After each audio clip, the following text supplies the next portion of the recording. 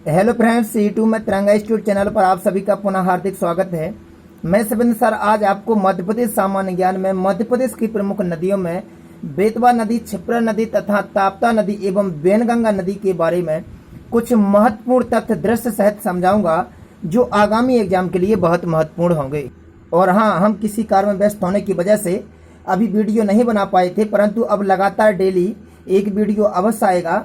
तो चलते हैं और हम आपको बताते हैं सबसे पहले मध्य प्रदेश की पांचवी सबसे बड़ी जो नदी है बेतवा नदी, जिसे कहते हैं बेतवती नदी, उसके बारे में बताते हैं। तो देखिए, जो बेतवा नदी है या तो बेतवती नदी है, इसका बेतवा नदी का दूसरा नाम बेतवती नदी है। तो इसका उद्गम कहाँ से हुआ है, इसका मतलब ये कहाँ से निकली है। तो जो मध्य प्रदेश का जिला रायसेन है, रायसेन का एक गाँव है कुमरा गाँव। तो रायसेन के कुमरा गाँव से निकली हुई है और यह उत्तर दिशा में बहती हुई यमुना नदी में मिल जाती है। तो इटावा में यमुना नदी में मिलने वाली जो बेतवा नदी है वह अपना एमपी से उद्गम करके यूपी में समापन करती है। तो रायसेन के कुमरा गांव से निकली बेतवा नदी यमुना नदी में जाकर के उत्तर दिशा में बहती हुई मिल जाती है। और ये अपनों में जो बेतवा नदी है ये अपने में धसान और बीना नदी का क्या कर लेती है, मिलाप कर लेती है। मतलब इसकी जो सहायक नदियां हैं वो कौन कौन सी हैं, धसान और कौन सी, बीना नदी।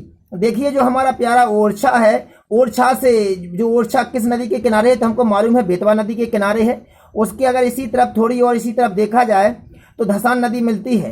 वे वही धसान नदी है जो आगे चल करके बेतवा में मिल जाती है। और एक बीना नदी होती है जो भी कहाँ पर मिल जाती है, बेतवा में मिल जाती है। और जो बेतवा नदी है जो उत्तर प्रदेश और मध्य प्रदेश की सीमा का निर्माण करती है।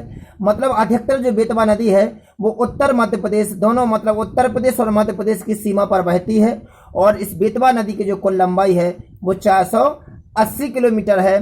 ध्यान रखना, आप लंबाई ध्यान रखना कि लंबाई कितनी है इसकी, 480 किलोमीटर है। आपको हम बता ही चुके हैं कि जो बेतवा नदी है, बेतवा नदी मध्य प्रदेश की, बेतवा नदी मध्य प्रदेश की पांचवी सबसे बड़ी नदी है। आपको इसका ध्यान रखना है। और मध्य प्रदेश की सबसे बड़ी नदी कौन सी है, तो मालूम होगा नर्मदा नदी सबसे बड़ी नदी है।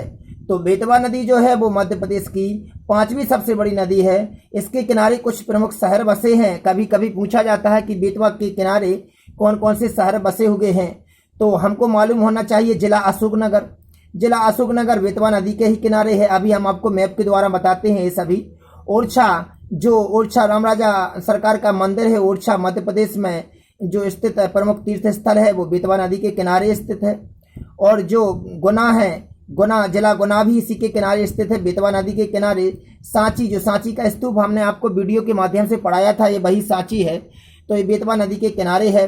विदिशा, विदिशा जो है तो विदिशा भी कहाँ पर है, बेतवा नदी के किनारे है। और एक चाचड़ है, तो चाचड़ कहाँ पर है, बेतवा नदी के किनारे है। अशोक, ओरछा, गुना, सांची, विदिशा और चाचड़ ये प्रमुख जो तीर्थ स्थल है, मतलब जो प्रमुख जो शहर हैं, और तो ये कहाँ पर है हमारे, तो ध्यान रखना है बेतवा नदी या बेतवती नदी के किनारे स्थित हैं। और इसको अगर सीखने की ट्रैक ध्यान देना हो तो इसकी एक ट्रैक होती है अशोक आग से बचो। अशोक से अशोकनगर हो जाएगा, आ से इधर पे ओरछा हो जाएगा, गा से गुना हो जाएगा, और सा से सांची, और बा से विदिशा, और चा से चाचड़। मतलब अशोक आग से बचो ट्रक के माध्यम से हम बेतवा नदी के किनारे बसे प्रमुख शहरों को सीख सकते हैं और ध्यान रख सकते हैं। और अब आती हैं इसकी, हमने सहायक नदियां बता ही दी हैं कि धसान और बीना को तो मिलाती ही मिलाती है। साथ में एक बेस नदी है, बेस नदी को और जामनी नदी को भी मिलाती है। तो जामनी और बेस नदी का आपस में मतलब आपस में मिलाप करती है वो बेतवा नदी ही करती है। तो जो बेतवा नदी है जो मध्य प्रदेश की पांचवी सबसे बड़ी नदी है। अधिकतर एग्जाम में पूछा जाता है कि इस पर स्थित प्रमुख परियोजना कौन सी हैं। तो हम आपको बता दें कि इसकी जो परियोजना जानी मानी जो परियोजना है जो अधिकतर एग्जाम में पूछी जाती हैं, उनमें सबसे पहले है माता टीला बांध। नाम सुना होगा, यूपी के जिला ललितपुर की उस तरफ है माता टीला बांध। इसका दूसरा नाम जो रखा गया है महारानी लक्ष्मीबाई सागर परियोजना। तो महारानी लक्ष्मीबाई सागर परियोजना जो माता टीला बांध है उस पर बनी हुई ये परियोजना है, जो किस नदी पर है, तो ये हमारी बेतवा नदी पर है। भांडर नहर जो कई जिलों को सिंचित करती है, जैसे दतिया हुआ, ग्वालियर हुआ, भिंड हुआ। ये प्रमुख लाभान्वित इसके जो जिला हैं दतिया, ग्वालियर, भिंड। भांडर नहर निकली है जो भांडर स्थान है, तो भांडर से निकली है भांडर नहर, जो कहाँ से निकली है, बेतवा नदी से निकली हुई है। और हलाली नहर, हलाली जो परियोजना है, हलाली नहर भी सिंचाई परियोजना के माध्यम का कार्य करती है। तो हलाली नहर कहाँ पर है, वो भी हमारी बेतवा नदी पर है, जो रायसेन विदिशा 2 जिलों को संचित करती है। तो रायसेन विदिशा में हलाली नहर और भांडर नहर दतिया ग्वालियर भिंड को, और माता टीला बांध परियोजना जो है वो कहाँ पर है हमारी, तो हमको ध्यान रखना है ललितपुर जिले में आने वाली परियोजना है। महारानी लक्ष्मीबाई सागर परियोजना, इन तीनों के दृश्य हम आपको दिखाते हैं और इन सभी इस बेतवा नदी को हम मैप के माध्यम से आपको समझाते हैं। देखिए ये बेतवा नदी का उद्गम स्थल है, जो एक स्थान है झिरी, मतलब यहाँ से पानी रिस रहा है और एक कुंड के माध्यम से ये पानी निकलता हुआ आपको दिखाई दे रहा होगा। तो यहाँ से बेतवा नदी का जो उद्गम होता है, ध्यान रखना है कि छोटी सी स्थान से बेतवा नदी का उद्गम होते हुए मध्य प्रदेश की 5वीं सबसे बड़ी नदी बन जाती है हमारी बेतवा नदी। तो ये रायसेन के कुमरा गांव में स्थान है, जहां से झिरी, वहां से बेतवा नदी का उद्गम होता है। देखिए त्रिवेणी घाट, त्रिवेणी घाट कहाँ पर कहलाता है, तो जब बेतवा नदी और वेस नदी, जो हमने कही थी अभी कि बेस नदी भी इसकी सहायक नदी है बेतवा नदी की, तो बेतवा नदी और बेस नदी दोनों आपस में मिल जाती हैं। और बेतवा नदी में जब आप बेतवा नदी स्वयं में बेस नदी का समापन कर लेती है, जहां पर बनवासी राम लक्ष्मण मंदिर है इस तट पर, तो त्रिवेणी घाट कहलाता है जी। तो यहाँ से बेतवा नदी इसका मिलाप करके आगे बढ़ जाती है। तो बनवासी राम लक्ष्मण मंदिर है, मतलब राम लक्ष्मण ने यहाँ पर बनवास का समय कुछ समय व्यतीत किया था। तो इधर पर ध्यान रखना है कि ये जो आपको सामने दृश्य दिखाई दे रहा है, बेतवा नदी स्वयं में बेस नदी को आपस में मिलाप कर रही है, फिर आगे बढ़ गई है। और वेद पुराणों में बेतवा नदी को बेतवती कहा गया है, और इसके जो तट पर हैं वो प्रमुख तीर्थ स्थल हैं। इनमें से सांची और ओरछा प्रमुख रूप से हैं, और भी अन्य हैं। देखिए ये मैप के माध्यम से आपको हम वो स्थान बता रहे हैं जहाँ पर यमुना बेतवा संगम होता है। तो जो मालूम होना चाहिए कि इटावा, यमुना में इटावा पर जो मिल जाती है, तो वो कहाँ पर मिल जाती है, बेतवा नदी मिल जाती है यमुना में। तो यूपी में जाकर के जो मिलती है, तो जो यहाँ पर संगम आपको दिखाई दे रहा होगा। तो ये ध्यान रखना है कि यमुना में आपस में जो यमुना में आपस में मिला लेती है, किसको मिला लेती है, बेतवा नदी को आपस में मिला लेती है। तो देखिए जो हमारी बेतवा नदी है, जो अपने किनारे प्रमुख स्थल तीर्थ स्थल बनाए हुए है। तो हम आपको बता दें कि जो हमारा पहला तीर्थ स्थल हम लेते हैं आपके सामने, वो हम लेते हैं सांची। तो देखिए जो सांची है, जो सांची इधर पे स्थित है। यहाँ से जो बेतवा नदी है वो विदिशा में होती हुई, और इधर पे गंज बसोदा नाम सुना होगा आपने, एक रेलवे स्टेशन है जो भोपाल के लिए जाते हैं तब, उधर के किनारे गंज बसोदा होते हुए और बीना के किनारे होते हुए, देखिए बीना के किनारे होते हुए हमारी बेतवा नदी और ललितपुर जिला और हमारे ओरछा में हो, ओरछा जो हमारा ओरछा है, ओरछा टीकमगढ़ जिले में स्थित है, जो उसके किनारे ओरछा के किनारे आते हुए देखिए इधर पर आपको ये दिखाई दे रहा होगा। हम आपको जो बता रहे हैं कि ये ऐसी होती हुई और हमारे मध्य प्रदेश के तीर्थ स्थल जो हमारे जिला टीकमगढ़ में आता है, ओरछा में होती हुई, और ये जाकर के आगे जाकर कहाँ पर मिल जाती है, तो आती हुई हमारी जो यमुना नदी जो आई है, यमुना नदी में हमारी ये बेतवा नदी आपस में अपना क्या कर लेती है, संगम कर लेती है। तो आपको ध्यान रखना है यमुना नदी में मिल जाती है हमारी कौन सी नदी, तो बेतवा नदी मिल जाती है, जो हमने आपको मैप के माध्यम से बता दिया है। देखिए जो बेतवा नदी पर हमने आपको बताई थी पहली परियोजना माता टीला बांध, जो जिला ललितपुर में आती है, जिला ललितपुर के उस तरफ है माता टीला बांध, जो बेतवा नदी पर बना हुआ है। तो ये एक प्रमुख परियोजना है जो आपके सामने दृश्य दिखाई दे रहा है, ये माता टीला बांध है, ठीक है ना, जो बेतवा नदी पर स्थित है। देखिए हमने अभी आपको एक बताई थी कि बेतवा नदी से भांडर नहर परियोजना निकली हुई है। तो आपके सामने जो दृश्य दिखाई दे रहा है, यहाँ पर भांडर नहर परियोजना कहाँ पर निकली है, तो देखिए ये है बेतवा नदी। बेतवा नदी को इधर पर रोक दिया गया है। बेतवा नदी को इधर पे रोक देने के बाद, इस में बांध बना देने के बाद, इधर से ये देखिए जो आपको दिखाई दे रही है, ये भांडर नहर गई है, और जो दतिया भिंड को क्या करती है, उसको सिंचित करती है उस भूमि को। तो ये है भांडर परियोजना, जो किस नदी पर है, हमारी बेतवा नदी पर स्थित है। अब इसके बाद आती है हमारी हलाली डैम परियोजना। बेतवा नदी ही चल रही है, अभी बेतवा नदी के बारे में बता रहे हैं। पहली हमने आपको माता टीला बांध बताया है, पहली परियोजना। दूसरी हमने आपको भांडर नहर परियोजना बताई है, और तीसरी हम आपके सामने बताने जा रहे हैं हलाली परियोजना। तो जो हलाली परियोजना है, ये भी हमारी बेतवा नदी के किनारे स्थित है। आपको हम बता दें हलाली डैम बनाया गया है, और हलाली डैम के जो बनाया गया है, आपके सामने जो इधर पे जो लाइन खींची दिखाई दे रही है, ये वाली जो हलाली डैम है, इस हलाली डैम को बना करके इधर से एक नहर निकाली गई है, जे नहर जो गई है, जे प्रमुख जो हमने आपको 2 जिले बताए थे, उन 2 जिलों को क्या करती है, सिंचित करती है। तो ये हलाली डैम परियोजना है जो किस नदी पर है हमारी, तो आपको ध्यान रखना है, बेतवा नदी के किनारे स्थित है। तो देखिए जिस तरीके से हम आपको समझा रहे हैं, ये सबसे आसान तरीका है। आपको यदि इस तरीके से समझ में नहीं आया तो हमें कमेंट बॉक्स में जरूर बताएं कि हमको इस मैप के माध्यम से कहाँ समझ में नहीं आ रहा है। और यदि आपको वीडियो अच्छे लगा तो वीडियो को कृपया शेयर जरूर करें, ताकि अन्य आपके जो फ्रेंड्स हैं वो जरूर इस वीडियो को देखें और उनके लिए ये वीडियो बेनिफिट साबित हो।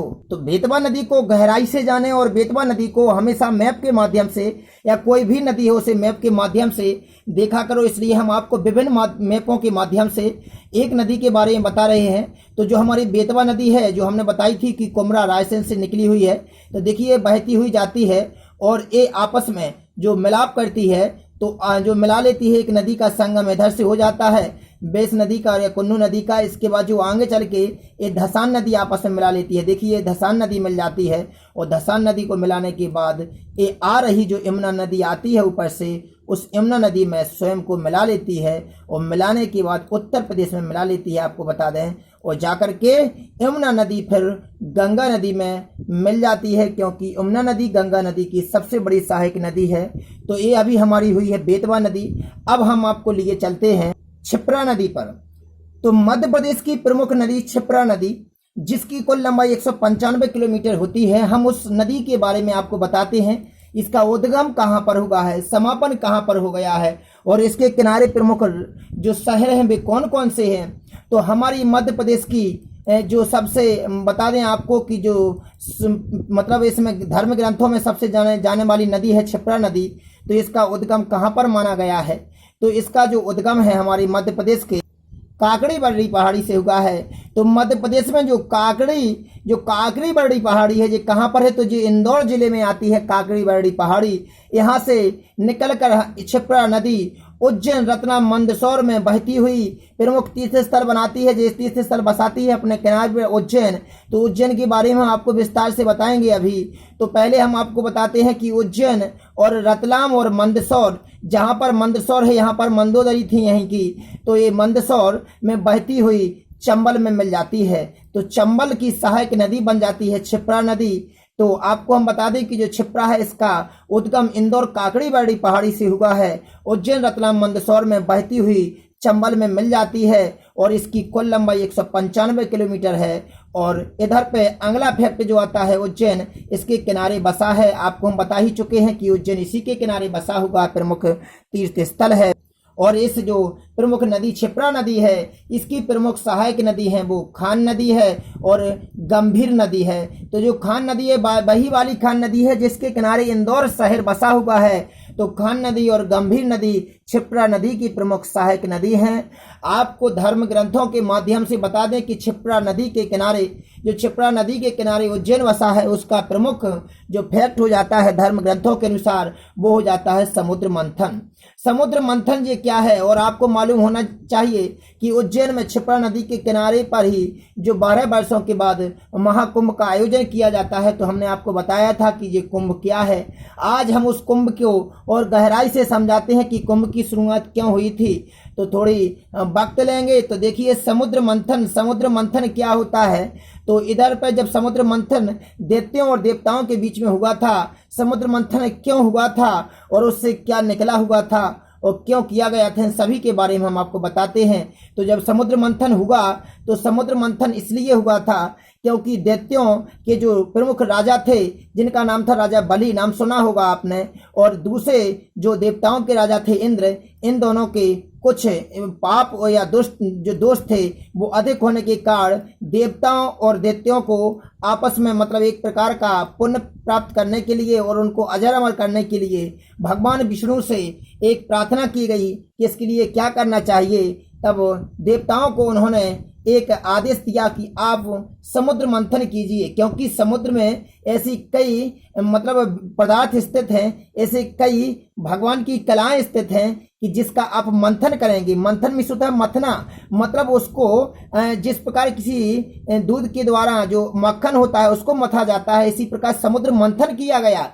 तो एक पर्वत को ले लिया गया और पर्वत में क्या किया गया, पर्वत को मतलब उससे मंथन किया गया। उसमें जो रस्सी का कार्य किया था वो रस्सी का कार्य किया था, तो रस्सी का कार्य शेषनाग के द्वारा किया गया। मतलब कि जो शेषनाग थे उनको एक तरफ उनके जो मतलब उधर से जो उधर पे उनका जो मुंह होता है ना, जिसको हम फन कहते हैं, वो दैत्यों ने पकड़ा और पूंछ जो पकड़ी वो देवताओं ने पकड़ी। आपको दृश्य के रूप में सामने दिखाई दे रहा होगा कि ये पर्वत है, इसका क्या बनाया गया, मंथन बनाया गया और इसकी जो रस्सी बनाई गई वो सर्प की बनाई गई, शेषनाग की बनाई गई और इसका जो मुंह बनाया वो दैत्यों की तरफ कर दिया देवताओं ने और पूंछ स्वयं के लिए कर ली, क्योंकि इसमें से जब इसका मंथन का इस पर मतलब दबाव पड़ेगा, जब शेषनाग पर दबाव पड़ा, उनका खिंचाव हुआ तो उनके मुंह से जहर निकला, तो जहर जो निकला वो दैत्यों की तरफ निकल गया और देवताओं की तरफ पूंछ थी इसलिए कुछ नहीं निकला।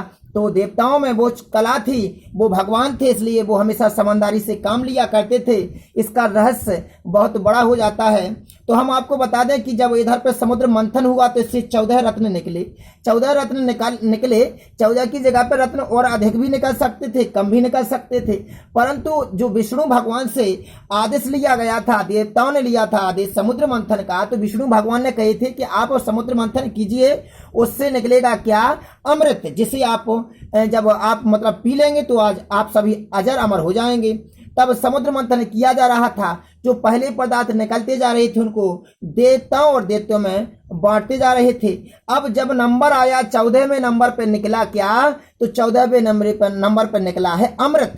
अगर वो 15, 16, 17वें नंबर पे निकलता तो अन्य पदार्थ भी निकलते, परंतु कुल 14 रत्न निकले। तो 14 रत्नों के हम आपको कुछ नाम बताते हैं क्रम से, तो आप नाम देखिएगा उनके। तो देखिए जो 14 रत्न निकले थे, उस 14 रत्नों से सबसे पहला जो रत्न निकला समुद्र मंथन करने पर वो निकला था हलाहल, जिसको कहते हैं विष। हलाहल विष निकला। अब जब दैत्यों और देवताओं के बीच में समुद्र मंथन चल रहा था और पहले नंबर पर विष निकला, तो उन्होंने कहा कि ये विष का क्या करें, जिसको पिलाएंगे वो मर जाएगा। तब देवताओं और दैत्यों ने मिलकर के शंकर जी की प्रार्थना की और शंकर जी, शिव जी आए और उन्होंने विष का प्याला स्वयं पी लिया और उन्होंने उसको भी अपने अंदर नहीं लिया, क्योंकि अंदर लेने पर भगवान भी प्रभावित हो जाते विष से, इसलिए उन्होंने उसको मुंह में रखा।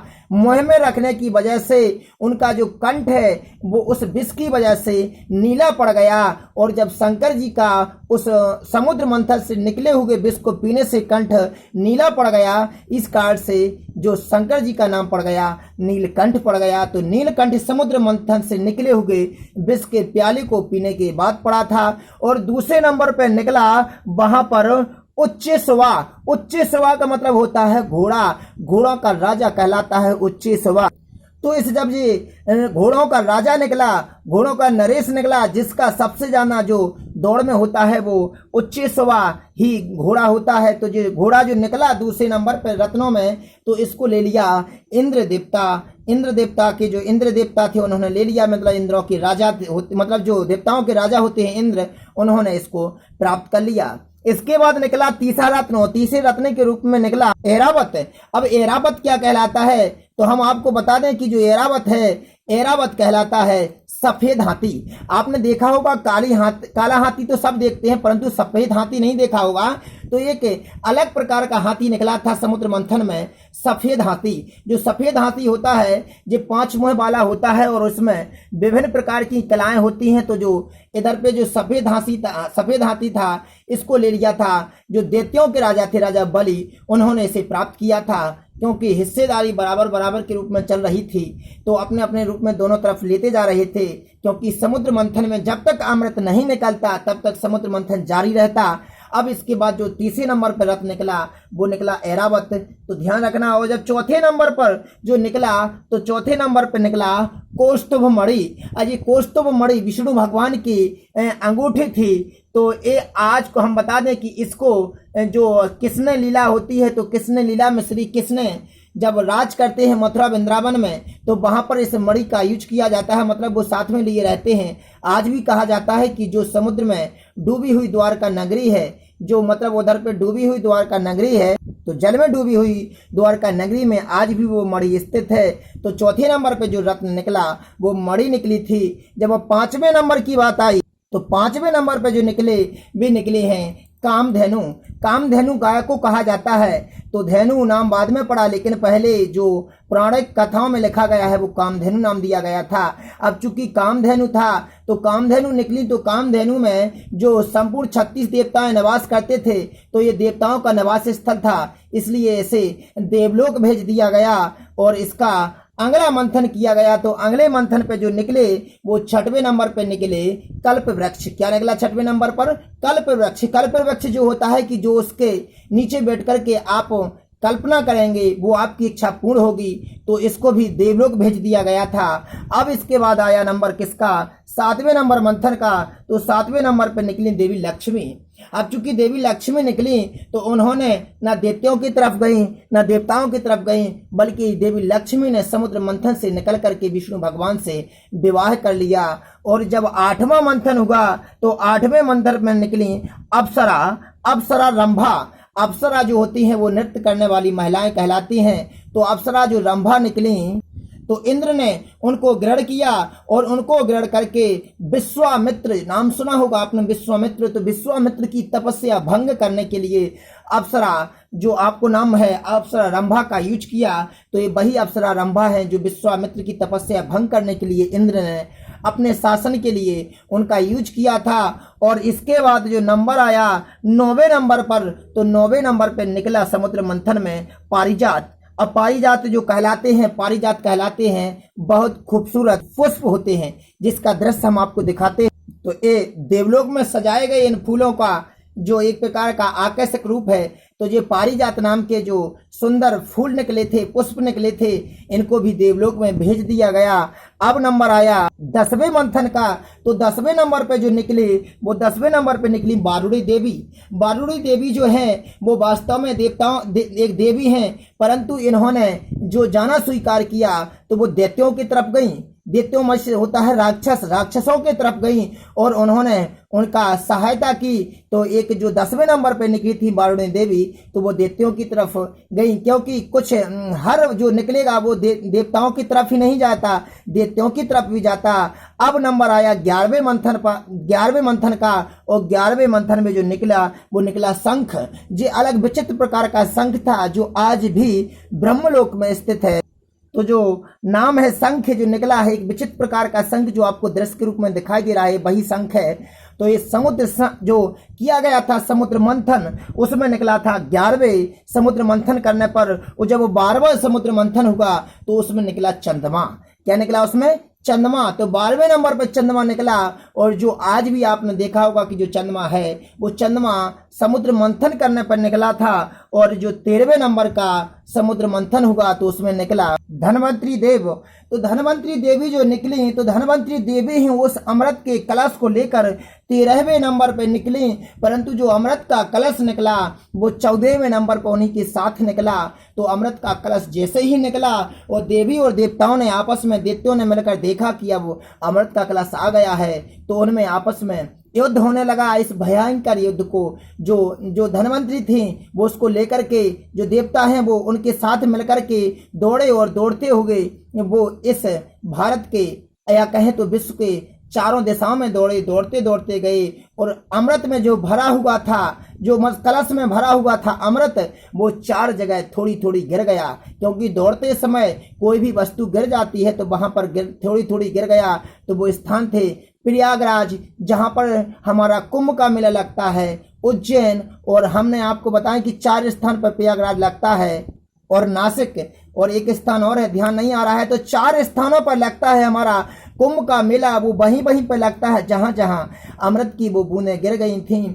और इसके बाद उस सभी अमृत का जो निकला था कलश, उसका सभी जो पान किया, जो पिया, वो देवताओं ने पी लिया और दैत्यों को नहीं दिया। 1-2 दैत्यों ने भी उसको पी लिया था। इस कारण वो आज भी दैत्य जो राक्षस हैं वो अजर अमर माने जाते हैं। तो हम आपको इनके बारे में बता चुके हैं। तो ये कहाँ से उठे थे हमारे फैक्ट?